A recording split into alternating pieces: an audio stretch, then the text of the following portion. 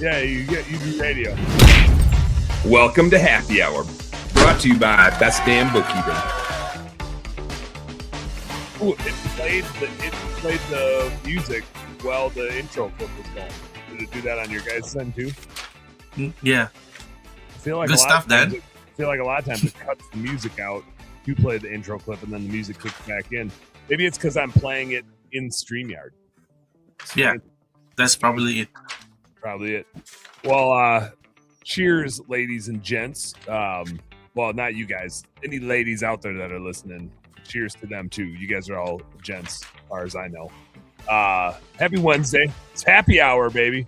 We got Rob Anderson. Rob on the move Anderson is in the house. Clean Power Wash, Delmarva. Michael Gregory, Click Call Cells in the house. The Jisis, Jai guy. The Gianator. He's back there somewhere. What's up? What's up, guys? Nothing's up. Nobody's got anything up. That's it. Good show. Oh yeah. It's always the fun of you were saying stage 3. Office person quit last Wednesday morning. So it's Vortex.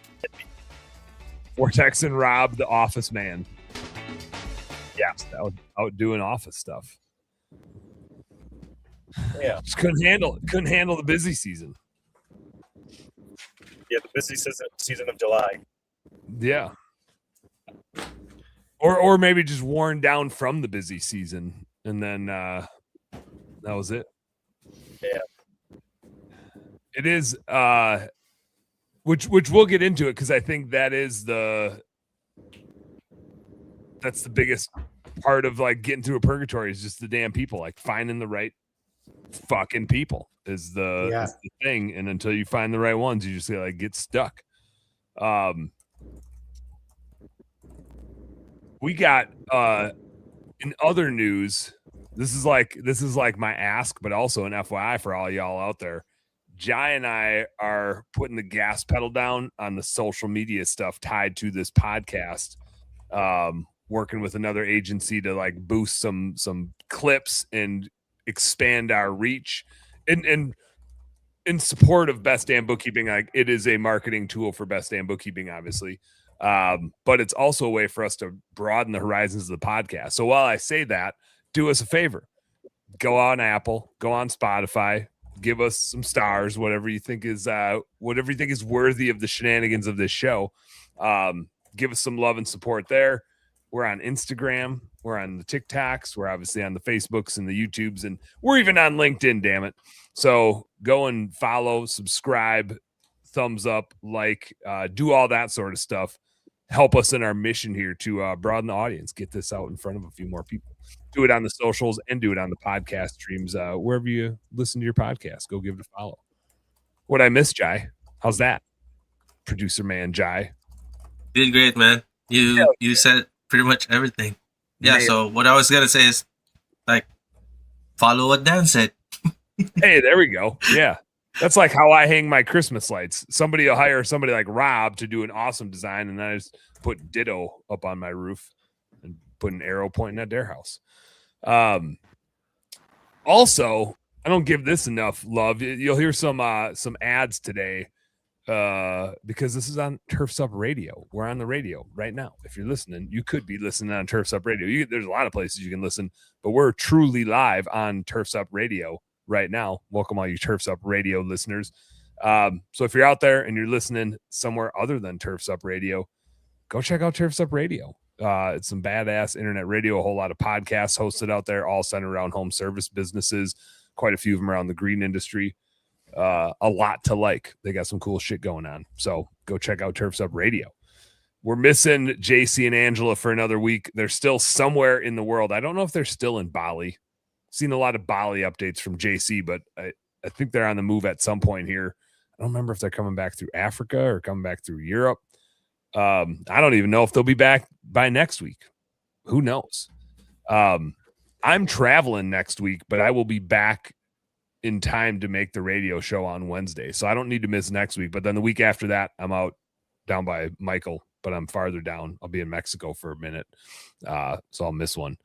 which gets me to my next thing. Jai, buckle up because I have a bunch of travel coming up. So I have a lot of 2-show weeks followed by no-show weeks. So we're gonna the feed's gonna get a little lumpy here for a minute. It's okay. There's one stretch I think I travel 3 weeks in a row. Oh shoot. It's crazy. Well, that's no problem. We only schedule 2 episodes per week, so that's fine. I'll be creating some episodes in advance. Yeah. So y'all, you don't need to wait till the podcast comes out. You can just like tune in on Facebook, YouTube, because we'll go live when we do them. Yeah. Tonight we got a cool guest on. Jason Fishman does digital marketing, but he does a lot of content stuff. And he also helps with acquisitions and that sort of thing. Like he covers all client acquisition stuff. Digital Niche Agency is the name of his business, and he's got a pretty big podcast and following too. So tune in tonight. He'll be on in just under 5 hours now. I'll be rapping with him. So excited to hear kind of what he's doing. He really focuses on the content and stuff. So it'd be kind of cool to maybe pick his brain. I'm going to learn some stuff doing my content thing. Which gets me to the topic of the day, which is purgatories. Rob's in one. Rob's been stuck in the same purgatory for a while. I don't even want to bring it up while he's on here because he probably feels like I'm picking on him. I just got my ass handed to me in the third purgatory, but I don't want to jinx myself and like say that we're through it because you can always get sucked back into a purgatory. It's like a kind of like a black hole. But if we're not out of it, we're like, you know, when you're crawling out out of a pool, Michael, you ever crawl out of a pool, like push yourself up and then you get one leg over? I feel like if the pool is purgatory, we got both hands up, elbows up, and we got one leg out. And as long as there's, you know, not a shark in that pool that's going to grab our other leg that's still in the water, or a kid, seems like what one of my kids would do is like grab me and try to pull me back in the pool. And as I say that, I'm really thinking like that sounds more like something I would do to my kids. Maybe I'm the purgatory when the kids are trying to get out of the pool. I would say the analogy is more like when Crosdog went flying off the stand-up paddleboard when Marty was trying to paddle. Yeah, like you could be on the paddleboard and then you think it's smooth sailing, and then it just like. Well, he was like Marty was trying to have this peaceful paddleboard ride, and when you have 3 kids and they can see you, there's no such thing, especially if you're mom. Like if it was me out there, they'd be like, yeah, whatever. It's just dad doing dad stuff. If it's mom, they're like, no, I want to go with mom. They can't leave that lady alone. And so one kid went out and then the other kid swam out and then all 3 of them are on the paddleboard with her and she just gave up and sat down. And then they started rocking it because they wanted to see if they could flip it. And they didn't flip the paddleboard, but they did flip Crosby right off of that son of a gun. But purgatory, that's where we're at. We're like 3/4 of the way out, and I can smell it. I can taste it. If July wasn't a 5 payroll month, I could probably even see it on my P&L, but it's going to be a 5 payroll month, and it's still going to be kind of shitty. And I've talked about it so many times on the show, but I think it's always so relevant, like when we're in the middle of the journey. And I posted, this is probably a hangover from hanging out with JC, is that guy posts so much. And like every time you're with him, the minute you're not interacting with him, he's like posting something. He's just constantly posting shit. And I just spent a week with him in the Philippines. And then I feel this peer pressure to post more. And so then I start posting more. And I've been going for my usual runs, my usual exercise runs. And it got me like thinking about business stuff because we've had so much smoke and heat up here. And I noticed nobody else was out like toughing it out. And so my first post was like, man, where is everybody? It reminds me of like being a business owner. Everybody like talks a big game, but then shit gets hard and people disappear the minute things get tricky. But then the next day I ran and it was nice out. And all of a sudden everybody's out there walking their dogs, going for their jogs. I didn't mean to make that rhyme, but I do it all the time. But it was like, oh, everybody's back, but now I'm going way faster. And so then I made the analogy of it kind of feels like going through a business purgatory. Like yesterday and the heat and the smoke sucked. It was miserable. Probably took a year off of my life like a purgatory does, but I'm still here. I was fighting through it and now I'm faster and better. And I ran 4.5 miles instead of 3 the next day when I had a little bit extra time. And it really got me thinking about purgatory, because that's exactly what we just went through in our business. Was since like January, it felt like we had our head down and we were just running through walls, and we grew our business by basically 50% in the last 6 months. And that sucks. Like, growing a business really fast sucks. There's so much chaos, and like Rob's account manager that you need to fire right when you're at your busiest. And like, it's things you need to do. And Michael, I remember you and I'm gonna hit on the other purgatories too, but I'm telling my story here for a little bit. I remember Michael saying, like, no, you need to let her go. Like, I think it was even on this show that you need to let her go. Or it might have been in our higher lead chill meeting, but like, the writing was on the wall, and it was a sticking point that if we had kept her, we wouldn't be out of purgatory yet. Like, people will hold you back, right? And it's so funny. It's like, sometimes employees of the business will sabotage the business out of jealousy, out of spite, out of whatever it is. And that was kind of what I was seeing. And so it's like, well, if we let her sabotage the business, the negative impact to so many other employees and so many clients is just downright detrimental. And so we leveled up, and we've trained up now 7 new account managers just since January. 8 if you count Jess, who we hired right before January. I didn't even look at how many bookkeepers we've trained up, but I bet we're over a dozen new people out of 26 on our team. Like, half are new, and mostly growth related. But the amount of chaos that comes from that, it's hard to train that many people, provide a good service. Like, our attrition rate is still below 2%. I think we're at 1.7% lifetime attrition, which is astounding for a recurring service business. I remember when we had our maid service businesses, 3% was like world class. And most maid service businesses I work with are closer to 4 or 5% attrition. And that counts clients you fire, clients that go out of business, or if it was a maid service lose their job. Like, we count everything, because if it's a client that we fire, then it's a sales problem, right? I shouldn't have sold them in the first place. So anyway, what I found is the purgatory, and I haven't been through.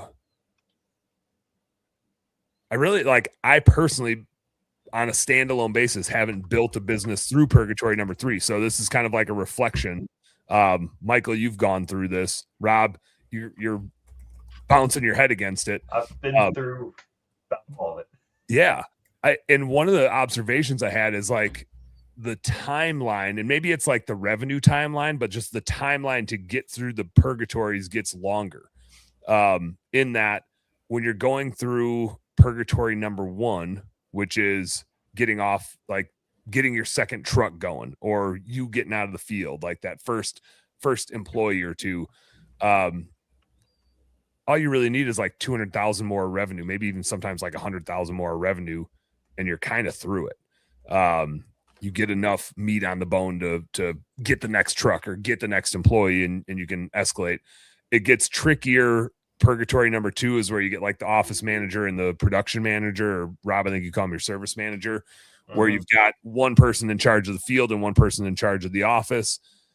Like, getting through that purgatory takes like 200 grand or 300 grand. Like, it takes a little bit more revenue, and it's obviously industry specific, but it usually happens around 500,000, and it's like 500 to 700,000 kind of sucks, until you can get those 2 people in their roles, trained up and proficient.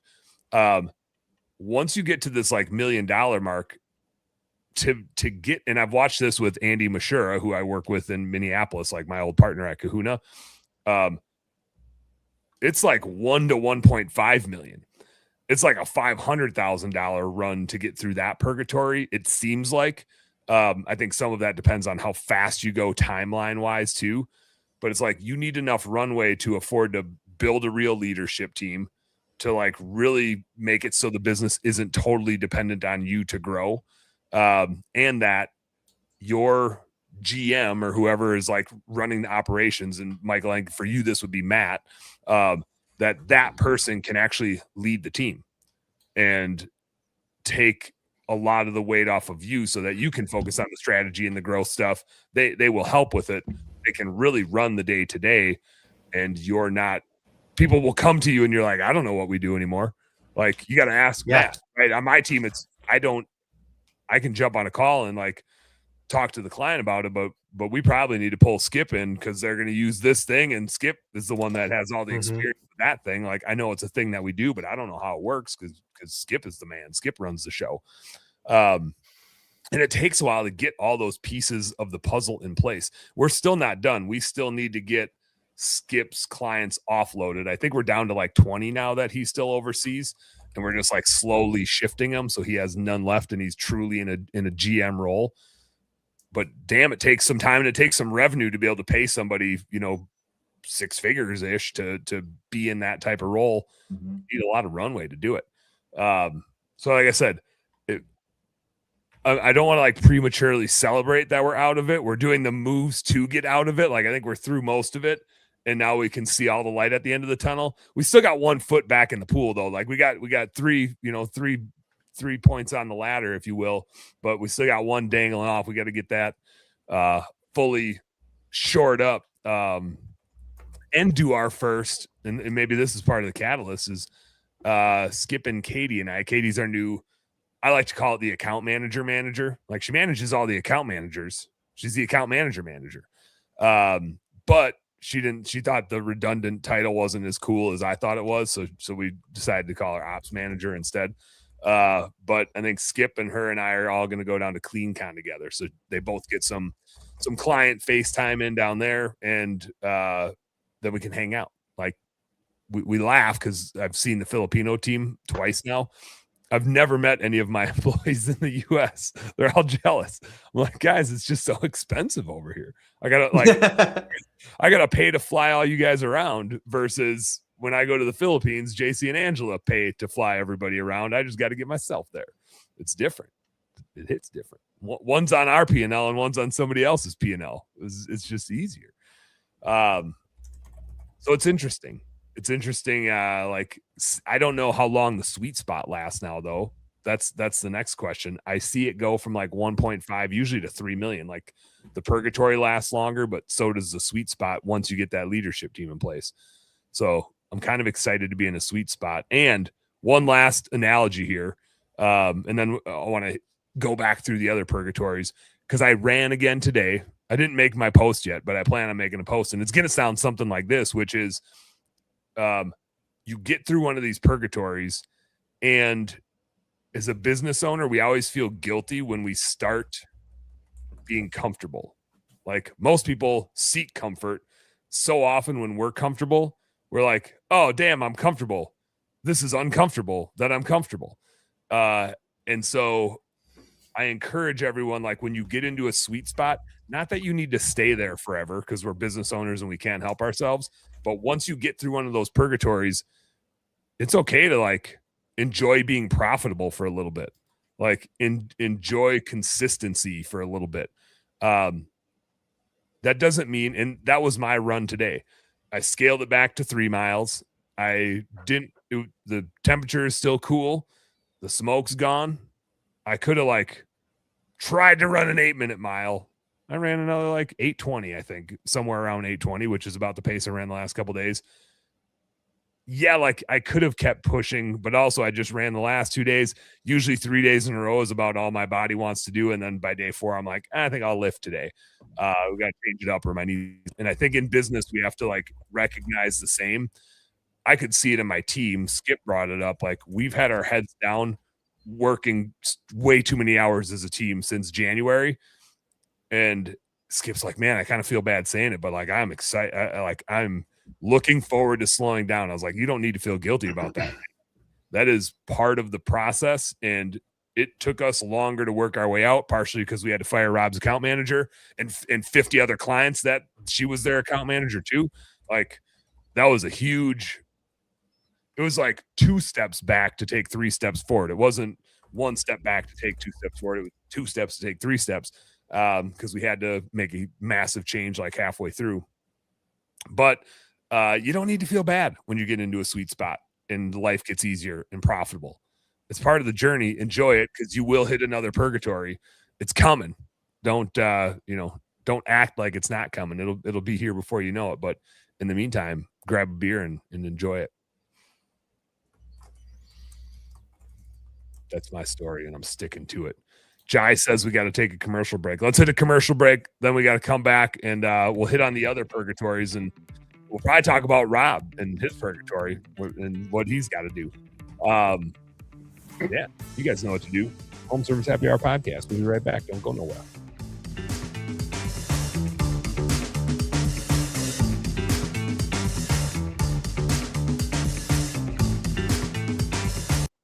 So I asked my landscaper buddy how business was going, and he said, great, I made $200,000 this year. Wow, that's awesome. Yeah, until he added, I think. I don't really know. The truck bed again. Classic. Someone get that man a calculator, or better yet, Dan Plata. Right? Yeah, Dan's the host of Home Service Happy Hour on Turf's Up Radio. And trust me, he makes spreadsheets sexier than they have any right to be. He'll teach you how to read a P&L, price your jobs like a pro, and figure out why you're always broke, even when you're booked solid. Basically, Dan Plata is like a financial life coach for home service pros. Minus the yoga pants. Tune into Home Service Happy Hour with Dan Plata. Only on Turf's Up Radio. Turf's Up Radio. Your industry, your station. Because if you're still guessing at your numbers, you're probably broke. Get ready to abandon gas with Crest Commercial. With insane power and extreme longevity, the era of batteries trailing behind gas engines is over. With the Crest revolutionary 8-minute cyber system, Crest Commercial landscape tools provide the same power and performance as their gas-powered counterparts, as much as a 2-stroke engine. Plus, the Crest 60-volt CyberPack batteries charge in 8 minutes or less. Professional landscapers can finally make the switch to battery without sacrificing performance, power, or runtime. Crest, it's the only choice to replace gas. For more information or to find a dealer near you, visit Crest.com.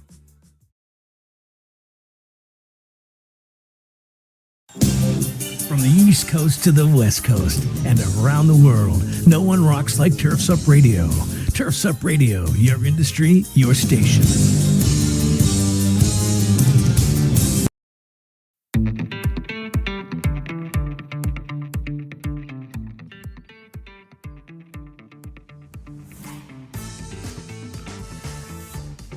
Funky one's a good one, Jai. I like the funk. It's the show. It's the show. My boy Justin Noggles in the house said, "Oh, it's his 1-year anniversary." As a follower, he thinks. Who's keeping track though? Marty and I had our 13th anniversary this week. Nice. Congratulations. She informed me of this. Wow. So I can't Congrats. confirm or deny, but I've been informed that it was our 13th anniversary. And you guys were both in town together at the same time?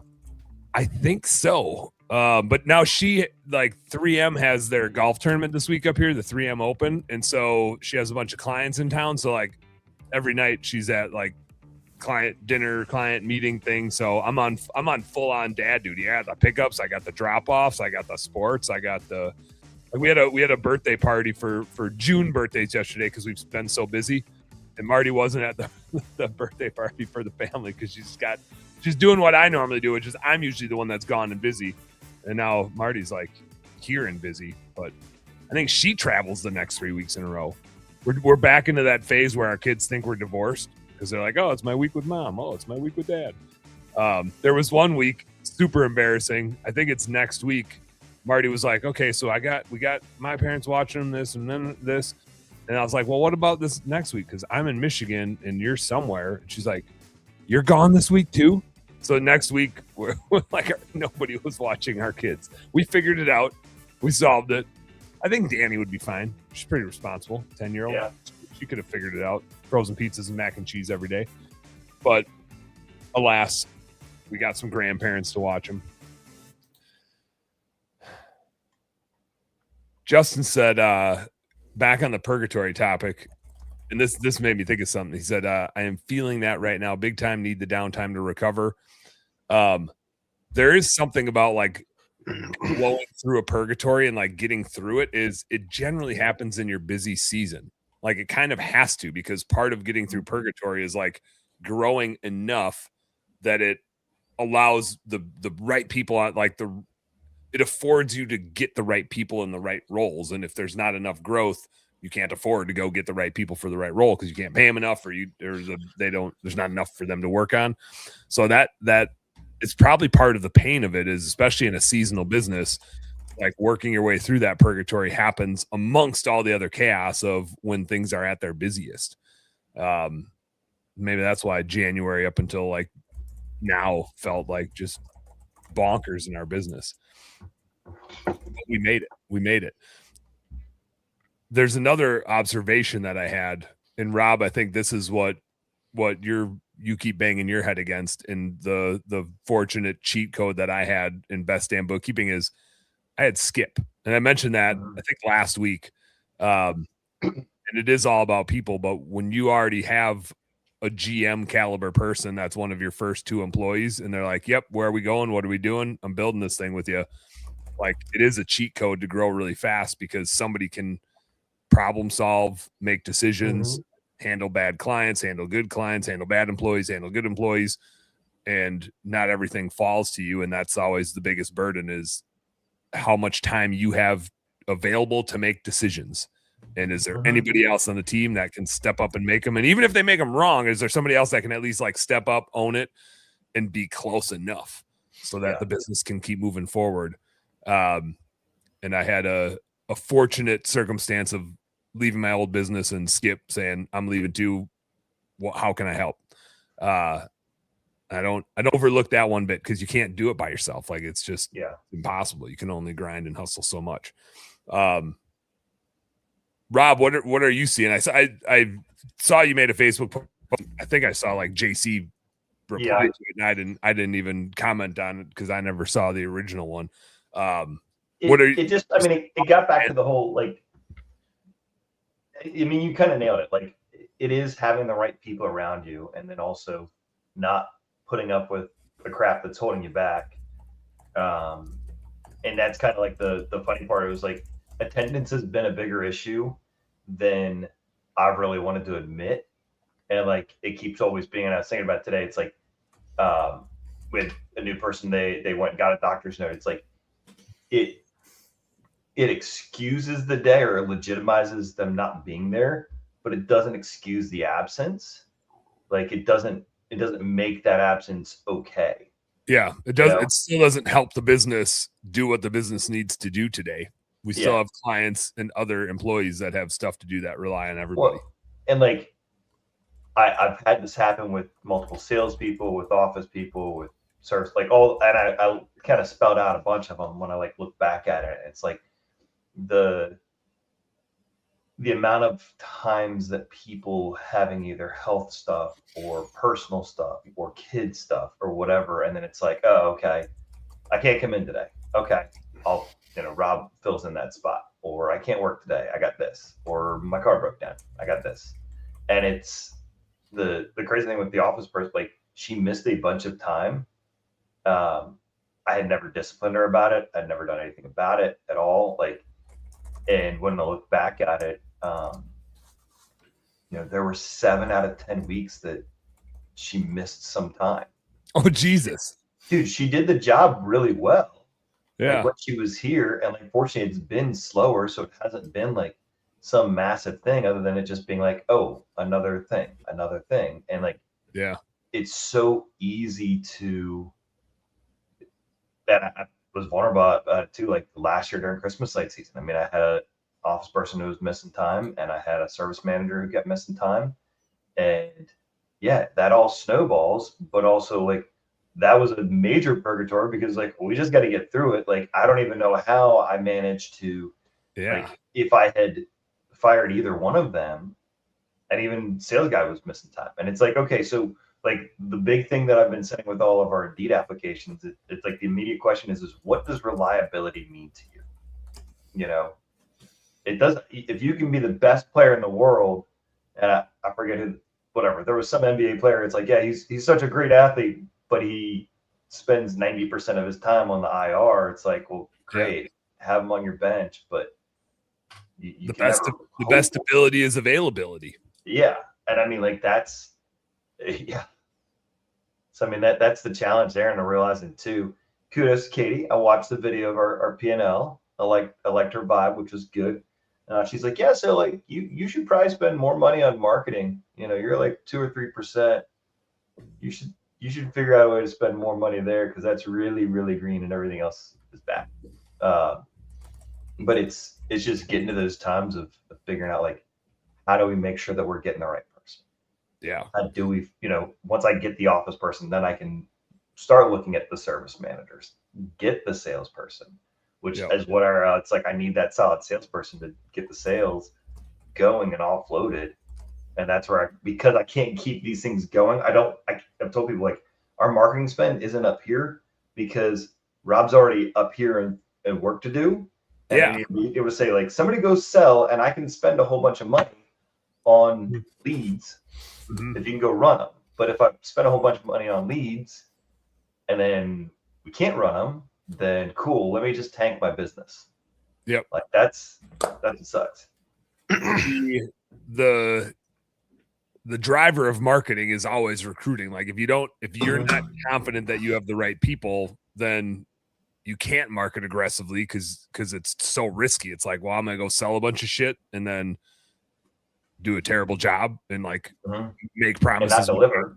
Like, yeah. So it's like the marketing can only get, that gas pedal can only get pushed when the right people are on the team. Otherwise, you just spin your wheels. You just sit there and spin in a circle, get pissed off. So Rob, for you, is the priority then, you think, is the office role and like getting that shored up and then looking back at the service manager and the sales roles? Yeah. I mean, and that's always been the thing. It's like, as a business owner, like we kind of do all of it for a while and then trying to delegate those things off. In JC's video, like first thing is get an admin. Yeah, it is. And we've also been without a VA for 2 months. Well, you got like the Rob show going on. It's the Rob and the Rob and the Rob show. It is. And that's what was funny with the post that I made. And people were like, well, you've got to have somebody on your leadership team holding these people accountable for their attendance. And it was like, well, I don't. It's just me. And also the people that were the ones that would need to hold them accountable were the ones that also had the issues. That needed to be held accountable. Damn it, Dan, you're not at work enough. Dan, fix that. Yeah. That is tricky. So office person first. Will you fill this, like, given that we're halfway through, will you try to fill the service manager and the sales role yet this year, or will you hold on to those just to maintain profitability, like while you do the holiday light season? The problem right now is, I mean, like Michael knows, this is like, we're $1 million company. We've got the infrastructure to do $1.5 million, $2.5 million. Mm-hmm. We just need the people. And quite frankly, like from an expenses standpoint too, like running 2 trucks, like sure, we might be more profitable right now with no office, no all those other things, but like it doesn't change like the dollars and expenses and vehicle payments doesn't change if I have 4 techs or I have 14 techs. Yep. Mm-hmm. And so we basically have to triple to be ready for Christmas light season. And that's what killed us too last year, is like we didn't have the strong enough production team. So I ended up being too involved in production, which took away on sales. And like it was the lowest Christmas light sales I've ever had by like $100,000. Yeah. So, that cost me a bunch of money having to cover the office, having to cover service. And it's like, being ready, preparing. Damn people. Yeah. It's always the people. Michael, at Click Call Sell, I've never really talked to you about Click Call Sell's purgatories, but part of me wonders, did you kind of end up having happen what I had happen with Skip, because you already knew Matt, didn't you? Or like Matt came along really quick, and so you were able to build Click Call Sell with somebody at that caliber. Did you feel the purgatories as you grew through them, or do you feel like they got lightened because you had somebody of his caliber to build with? Yeah, so I had 2 benefits that I think a lot of people didn't have a chance to experience before I started my business. First is my wife's a lawyer, so we had a good income to live off of. So I lived way below my means for the first 2 or 3 years, just reinvesting every single thing. I didn't really need money for the business. Like for the first 2 years, I didn't take $1, not like 1 penny. I didn't even like eat out like with money. So that was extreme frugality, which allowed me to afford Matt early on. Second is Matt took my job at Window Genie when I left. So I got him the job at Window Genie. He knew everything that I did and was very, very talented. And so I paid him a bottle of bourbon for the first 6 to 9 months just to like help me out when I needed, when I was at capacity. So that was one really unique experience that I had that other people just may not have. And the second is I had been a business coach and like a franchise consultant for 10 years before I started Click Call Sell. And so I got to see all the mistakes people made, the skill sets that people brought to the table, where their gaps were, where their wins were. So getting to the first 7 figures was like pretty easy because I had seen so many people's mistakes in the past.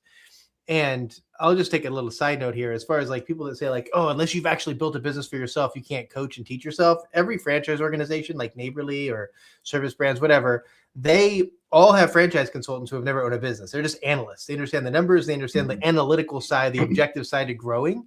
And so owning a business makes you more empathetic and understanding of all the challenges because you've literally felt them. And so you can feel the pain that they feel. But the analytical side is there. Like if you've helped other businesses and studied other businesses, it's there. And so when I was even like coaching Rob knows I don't coach from my perspective. I coach from the perspective of everybody else. Like, here's what I've seen everywhere. Here's the way I've seen people win and lose. Choose your path, right? And so I had all those 2 unique experiences. Wife had a really good job. And I had seen people screw up and win for 10 years. So I kind of had the path already created. There's definitely a benefit too to like not having the empathy of having been in those shoes before. There's an argument to make that like you can coach better if you don't have that empathy and you're like, I don't care. I can tell you what's wrong. Like, here's the data. I know all the excuses you want to make because of how you feel, but that doesn't matter at the end of the day. Like, the data shows you where the opportunity is and whether you want to do the work or not to accomplish what you need to accomplish. Like, oh, for sure. But in private equity and franchise organizations, the trust is there through the franchise organizations. For somebody like a Rob, like, hey, I want to be your coach and I don't know the home service business. Trust me. And they're like, who the heck is this guy? Like, I don't know you. Right. And so it's a little bit more difficult. You actually, in the outside of the franchise world, you have to have a business that runs itself in order to have the credibility to teach somebody else how to do that. Yeah. And that's been the struggle. I tried to do coaching and it was like, cool. When am I free? I have all the knowledge. Like that's never been an issue. Like people wanted that, but it's guys that just need to be freed up to do those things. Yep. Yep. I took some notes from what you guys are talking about though. What you got? So I'm going to go in order of like from the first thing. So wait, hold on. Save your notes. Let me hit on one thing that you said, and then let's do a commercial. And let's come back to your notes because I didn't acknowledge a really important thing, which was when I started Best Damn Bookkeeping. One, it was my second bookkeeping business, and holy crap, is it way easier when you're building your second, third, and fourth businesses. Like it's like when you build back in the day, this is my best analogy, like build a spreadsheet and then your computer crashes and you're like, son of a bitch. But the second or third time you build something, you build it so much better. And so I had that as a bit of a cheat code. I had the runway of getting bought out. And because similar to Michael, like my wife is the breadwinner in our family, I didn't have to make money. I could invest everything back into the business. And so that does allow you to like have way more leeway and just be able to say like, yep, I know this sucks and I'm okay with making $0 for an extended period of time because we're not like our family isn't dependent on this income. This income is like supplemental to what Marty does. So that is a massive advantage to get through purgatories really fast is when you can afford to lose money for an extended period of time or lose more money in a shorter period of time because you can just push harder. It's riskier, but you have it's riskier, but you have this like backload to be able to assume that risk. So good point. Kind of playing on that empathy you were saying too is one of the benefits of like owning a business and experiencing the super highs and the super lows and just the feelings that we all have as business owners. One of my favorite things to ask is when you're really pushing, you're really grinding and you just feel like you're not winning enough is to just say like, if you were to start all over again, like you sold everything and moved to another place, like could you get to where you are now faster, slower, in the same amount of time? Every single time, like, oh, way faster. So like, don't forget to celebrate how far you've come and everything you've learned up to this point, and everything you're doing now you've never done before. So it takes time, and like to figure it out. Once you get it right, it feels so good. Just kind of learn what you need to do. And that's why I think having a coach is so important, because they can shine that light to tell you where you should be going in the danger zones. Yep. Don't do what I did. Do this instead. I can tell you what it looks like if you do it wrong. Yeah. Jai, hit us with some tunes. Let's take a little commercial break here. We'll come back. Michael's got notes. I want to talk about Rob's office manager, because I saw like JC kind of went through this too recently and like scaled his business back. And I got to meet Jessica in the Philippines, and that was kind of a cool dynamic. So we're not done talking about Rob yet. But we'll be right back with a little more home service happy hour right here on Turfs Up Radio. Don't go nowhere. Holy shit, is that Angela and JC?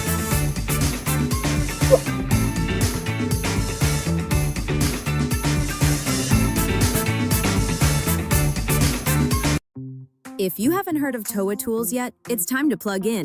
They're the pros when it comes to charging infrastructure and power management. Their PDM power distribution system automatically cycles charges for any brand of commercial batteries. No more one brand headaches. Stack as many outlets as you need, save space with their sleek design, and stay mobile with BPS battery power stations. Perfect for zero-emission landscaping crews, HOAs, even camping trips or a day of fishing. More charging, less hauling, more time making money. Toa Tools, designed for pros, by pros. Check them out at toatools.com or drop a line to info@toatools.com. Toa Tools, it's time to plug in. Hey everybody, Wayne Voles, the Prophet, your host of Profit Time here on Turfs Up Radio. If you listen to my show, you know I'm all about profit. As an industry, profit is something we fail to meet most of the time. If you're working hard but not seeing the results that you deserve, Profits Unlimited is here to help. We offer processes and systems designed specifically to make your company more successful, more profitable, and certainly more efficient. When you're ready to take your company to the next level, reach out to me at profitsareus.com. That's profitsareus.com. And don't forget to turn into Profit Time every Monday, Wednesday, and Friday at 10 a.m.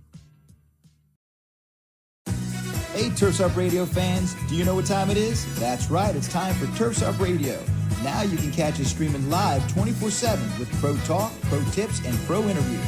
Simply visit turfsupradio.com.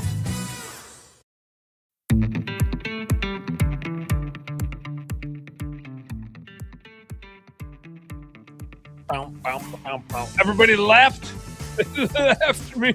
Oh, not here. Oh God. I saw for a second. I saw there. Angela jumped in. I don't know where she went, but I saw her jump into the waiting room for a sec. It's 4:46 a.m. in Bali right now, so they're up. Maybe. Oh, here we go. Let's see. Oh! What are you doing over there? Are you just going to bed, or are you just getting up? Just getting up. Okay. How do you look like that when you wake up? We're ahead. Wow. I did literally just wake up and threw some clothes on. That's so. I woke up like this. That's so cliche. This is how we do it in the Chinowski household. Dang. That's awesome. Rob, you're saying stuff, but you're on mute, so you're just moving your head around and your mouth is opening. I'm still in the time zone. Looks even that good right now. 12 hours ahead of all of you. Was it 3:47 there, or is it 4:47? 4:47. Bali is the same as the Philippines. 12 hours ahead of Eastern. Gotcha. So you're in the future. Living I'm in the future. still. It's tomorrow there. How's Bali? You guys loving it? I do love Bali. I learned there's 2 different Balis though. The Bali version that I always wanted to come to for years is the healing, Zen, jungle Bali. Yeah. The Bali version JC had always heard of and wanted was the beach party Bali. I didn't know that Bali. Can there be both? Is there both? But have you been able to do both? there is both, and we did both, and then Excellent. we got to do both last week, and then Hildy's solo traveling here, so we got to do some spots with her, and then Tanya and the girls got here on. You get JC's ex-wife in the mix just to spice it up, keep things interesting. Yeah, so we've done a couple days with them, and then we have one more day with them today, doing waterfalls, headed back into the jungle. We went snorkeling with them yesterday, and then tomorrow we head to Thailand before we come home. Sweet. How long are you in Thailand for? How long are you guys in there for? Friday to. Oh, and you're seeing. Well, there's the guy, and you're hanging out with Perry too, right? That guy. She woke me up to see a bunch of dudes on camera. I don't know what the hell's going on, man. Yeah. This is not cool. Hell yeah. Not cool. Get your ass up. It's happy hour. You got any wine? I know Angela's got some red wine close by. The red wine can't be too far. Somewhere. I know how you guys roll. I do. My security glass from last night somewhere. It's somewhere. Well, how's everything's good? Everybody's healthy? Everyone's good. JC hasn't lost too many of your eyelashes yet, feeding the bugs or whatever he's doing. You guys, it has the video of my eyelash over 5 million views and wow, like for the wrong reasons. 18,000 reposts. It tells you how stupid humans are. Like that's what the algorithm picks up. Like all the valuable things you post, and it's like, hey, wait a sec. That's what they like to see. Yeah, this is what humans like. They like this stupid stuff. That's shit. That said, it was messed up. It was pretty cool. Oh, it's like idiocracy though too, where it's like, oh, got kicked in balls. Funny. Let's just keep watching that over and over again. You're like, yeah. I couldn't believe that he posted it. I mean, he took a video of it, obviously, and it was funny. I was like, I can't believe they're carrying away my eyelash. But when he posted it, I was like, you literally did the video of this like on your feed. Shows you what you know. Yeah. Lesson learned. Everybody wants ants carrying stuff. It's cool. Yeah. Ants carrying stuff. I am getting free lashes from Lashify, so we got something out of it. Whoa. You got sponsored by a Lash Co. Yeah, we tagged the company and I get free lashes. So that's awesome. Way to go. You need to put the affiliate link on there, JC, and maybe you can then I wonder if it. Can we get a Bush Light can around here? Yeah. That's what I was gonna say. Get some roaches pulling it away. Yeah, they also do have an amazing affiliate program, so stay tuned. Maybe this will be JC's Dude, then maybe if you go on a run and tie like a Bush Light can like on your waist and drag it around, maybe that would. I either need it like in front of me, so I'm running. I can't have it dragging behind me, or people think I just got married. I think I need it out in front of me, so I'm chasing it. Maybe I like put on the thing, and you're just chasing it. I'll put a dog. I'll tie it to a dog, and then I'll chase the dog around. The dog will run around, and I'll try to get the Bush Light. Yeah. Okay. Let's get to Michael's list. Yeah, Michael was taking notes earlier. We got to hit Rob's office manager quest so he can find himself a Jessica like JC has, and we got to hit Michael's. Michael's got his. I mean, we could pivot. We could hear JC and Angela's stories if there's something. I mean, we already know that ants taking away eyelashes is what people want to hear. So do you have any more? Like is there an animal that stole something from you? Let's hear the list, Michael. No, but I will say, like, looking at videos on our phone, we're like watching view count, and it's the stupidest shit. Like Dan said, like we put out all this information all the time, and no views. Now I'm looking at like my stuff right now, and anything that's got a decent amount of views is the stupidest shit. It's me dancing or me standing there and Angela dancing next to me. That's got the most view count, and everything else is like 50 people. That's maybe that's the social strategy. My TikTok, like on TikTok, my one video that has any amount of views at all is me drilling a fucking hole in the ice, out ice fishing with a t-shirt on because there's like 40 out. And it's literally just like drilling through 3 feet of ice and just watching me with an auger just. But before that, the one with you like doing a cartwheel from Rob's like video. Oh yeah, I still haven't. Rob, do you have that video where I busted my eardrum open? I don't think I've seen that video where I like blew out my eardrum. I did the front flip into a cannonball.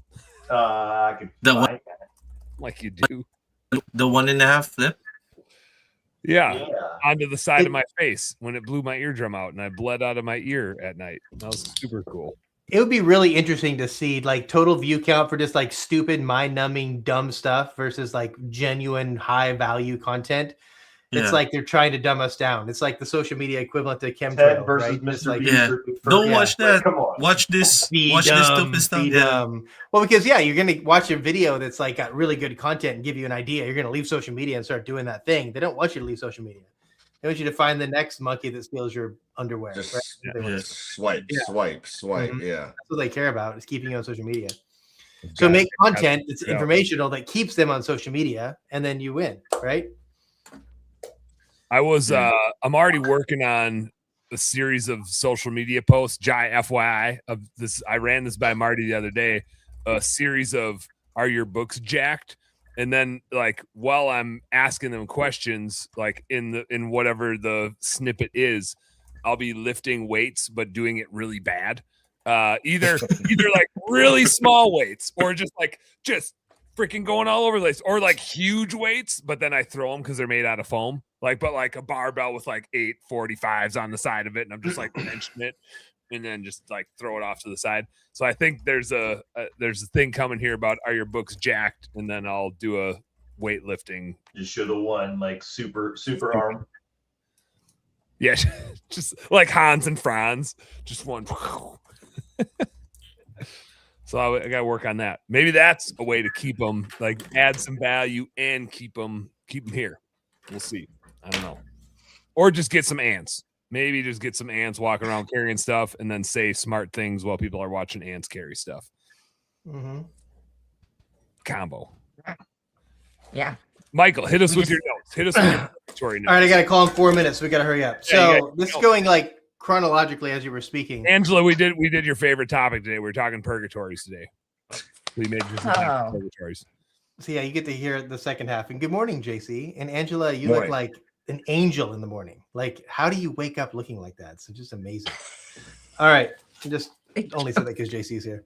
Just kidding. All right. So the first thing is this. I've seen this so many times in clients that I've coached, is that you get into purgatory and you get stuck into purgatory most of the time. So more than 51%, because you match your lifestyle with your sales. And then we get to that point where you're capped out and you can't do anything else, that there's no money left over because you have the nice truck and the nice boat and the nice house, and like all the money you make has to go into your life, and you can't afford to hire the people, because most of the time it's people that are going to help you get to that next levels, because you cannot take the burden of all the responsibility. So live below your means until it doesn't make any sense not to anymore. And I've told that to all of the people that I've worked with, and 2 people here would hopefully attest to that. So that's the first thing. That's such a good fucking point. I hope everybody wrote that. I hope everybody wrote down what you wrote down to tell everybody.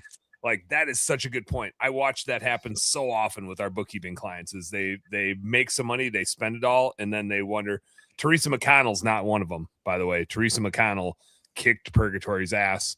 She's in purgatory number 3 right now. I think, Teresa, don't quote me on that, but like with your revenue where it's at, I'm thinking you're in purgatory number 3. Actually, yeah, because you texted me and I was like, yeah, buckle up for purgatory number 3. Here you go. Good. Got doing that 1 to 1.5 million purgatory. Anyway, Michael, carry on. That was an amazing point. Yep. So number 2 is like, are you trying to get lucky, or are you trying to find a leader? And I've seen so many people as coaching too. It's like they just got real lucky. They found somebody who just bought into them, or they just really talented and undervalue themselves, and they just kind of dive in. But it's super, super rare. And so you can't just have your business be totally broken and just say, fix this, fix my admin, fix my sales. It's totally broke. You have to have something for them to start at. Like, it could be a minimum viable system or something that can be improved upon, but you can't just hire somebody hoping they're going to save this part of your business. So that just doesn't work out. So when you think about leadership, is you want to be the kind of leader that can attract other leaders and make them and create an environment for them to thrive. And I think so many people are just hoping to get lucky, and you can't get lucky when you're hiring a leader. You have to do it with some intent. I mean, not surprising that you made another good point, but like, you can get lucky hiring techs, because you're just for sure. Like, sometimes you're hiring somebody with a pulse. And I remember Erica, the worst interviewer that I ever had, turned out to be the best home cleaner that I ever had. But I just got lucky. The best interviewer we hired to make a manager, it was the worst hire I ever had, which just tells you how bad I am at interviewing people, which is why I now group reverse interview people. But I think to that point, like the higher you get up in your organization, like you can't miss. Like it has to be the right person because you're counting on them to like make decisions and run your business. It's not just, well, hopefully we can train. Oh, for sure. Like, and it's so hard. You're hired somebody that's 80, 100, 150, $200,000 a year. And it's like, you just want to give them some grace and like, okay, they got to learn. It's a lot to do. If you get that, like the EBGBs or like that feeling, the tingly spider sense starts to go up, just fire that person. I've held on to so many high paid people for too long. I should write a book about it. Just let them go. You can find somebody who's going to be a good fit for your culture and the position they're in. And All right, last one. Be a good fit. They got to be like fucking perfect. Like and they will. Yeah. It's a big deal. It's a really, really big deal, especially as you scale and grow. Last one is this. You were talking about like scaling, adding trucks, whatever. You're constantly balancing this like admin versus production thing. Of course, your marketing is there too, but like how many jobs can we book? What's our infrastructure, capability, right? And then the thing that I try to stress really hard with the clients that I work with now, because they're all like 7 and 8 figure companies, is if you don't have to add more rent, you don't have to get a bigger office space, you don't have to add more sales staff or admin staff and more support. Every single truck that you add is cogs, only cogs. And so we want to figure out how can we max out our production capability with the vehicles we have and the sales and admin support infrastructure we have without adding more of that, because you're going to 50-60% is going to go straight to the bottom line. And so you always want to be maxing out your admin production along with your production capacity, because that's where the profit really comes from. Yeah. And that gets you to purgatory faster, because now you're at purgatory. Everything over here is maxed out. Everything here is maxed out. Now we get to hire again. It's so easy to overlook admin capacity and just like have admin people like overpaid and have too many of them because they make your life easier. When we send somebody their P&L, like admin is its own broken out line item and we have a percentage on it and it's color code. And it's like, I tell people during the demo, that's your most important line item. Like cogs, you know how the team in the field did today. You know how much revenue they produced. You know how fast they did it. You know if the job was done right. You know if Mrs. Jones is happy. It's way harder to tell if your admin team did a good job today. And I always like to turn it around on them when I'm doing a demo with somebody and I say, are we doing a good job right now? You and me right now. Are we doing a good job? And they're just like exactly. Like it's way harder to tell administratively if we're doing a good job. Like you need to like move the needle. You got to be productive. For sure. Dan's not all right, kidding. well, I got to go. You guys can talk about look at that shit. The biggest P&L. That's got to set a record for like Guinness Book, biggest P&L on the planet. See you, Michael. Hey, guys. See you, Hi, Michael. Those were great. 3 great ones. Hell yeah. Michael, like every time that guy opens his mouth, I'm just like, holy shit, where does he come up with this stuff? He's so good. So good. So what's next, Angela? What do you guys got going on today in Bali? What's happening in the Bollywoods? Angela's thinking about something else and not listening to my question. It's taking a minute to get to the other side of the world. It is on the other side of the world, but her eyes are still moving, so I can tell she's reading something. Oh, there it goes. Yeah. JC left. He was like, "Oh, Angela's getting all serious. Got to be careful here." What? There we go. And they had something to do. Yeah. They got something to do. They got to go. They got to hit the gym. Rob, what's next for you? You just out selling shit, getting some crabs. Go get some crabs. Every weekend, man. Every weekend. Next like personal thing. My uncle Seth is doing a camp where Brooke is working at. It's like sweet. a camping camp. Yeah. So like he'll get to do like whitewater rafting and stuff, and they'll like be sleeping in, in hammocks. But they're going to forget I've got one of those, but a rainfly. But I don't know if a 400-pound hammock guy like size is the right thing for Seth, or he'll be like, I'm drowning inside this thing. Got to tie it tighter. Tie it tighter when they're lighter. Dude, maybe tie it loose when they're lighter. I don't know. It is so like I hate like without having office people going through applications and dealing with people like for the office as well too, where it's like, I need you to at least be able to use proper grammar. And I'm not even saying proper grammar, like use actual words. Words are good. Just letter RU doesn't, you use that as 2 words when I'm interested in your salaried office position running the company. Like, and I don't know. Like, I can't just say, hey, Dan, you said, are you? So bye. I mean, you got to like, that's the thing though, is like, you got to get 500 applications and you got to be able to weed people out fast and whatever. Like, that's one of them. It's just like, you're gone. You're already gone. You don't need. We have some people. It's funny on Indeed where it's like, this person has applied for 4 positions. This person has applied for 10 positions. And I look at it like, so sales, office, tech, office, janitor, restaurant manager. Like, do you also like? It's funny because when you look over a certain period of time, you're like, so over the last 4 years, you've applied to our jobs 10 times. We've interviewed you, and like, hey, it just wasn't a good fit or whatever. Finally, because that much persistence, but also like, how are you still looking? Like, what are you? They got to be just going for unemployment benefits at that point, right? They're just applying to stuff all the time. I always feel dumber and dumber. Idiocracy, man. It's happening. It's bad. Again, I think we should JC are fueling it with their eyelash gimmick. They're doing this eyelash gimmick. They're fueling it. It's like, where do we just get rid of all of it? We just start the hiring or the bad resume podcast. I think that should be a segment. Like, that should be a new segment every week, is like the funniest resume or the funniest like person that didn't become an employee here. I think there's something to be said about just the stories that come with recruiting. There's always funny shit that happens. The other stuff that always cracks me up too, it's like, we have our job ad that has a link to apply right there. And we even made it so it's like cpwjobs.com. Because telling somebody cleanpowerwash.com/careers was a little too difficult. And I should just buy cowjobs.com because that's what it always renames it to, like with spell check. And people like, how can I apply? Like, I don't, how do I make this any easier for you? But also, like, if that is a challenge, then it doesn't, like, I wrote it down on our segment list. I have a segment list to like remind me of cool shit we can do on the show to keep it fun. I now wrote down recruiting/hiring story of the week. Like, that should be a segment. It's got to be its own segment. Yeah. It's good. All right. We got to run. I got to go get my kids. We got to clean the house because Marty's got shit going on. Dad's in charge this week. The cleaners come tomorrow. My parents come tomorrow. And I got to feed these little roommates.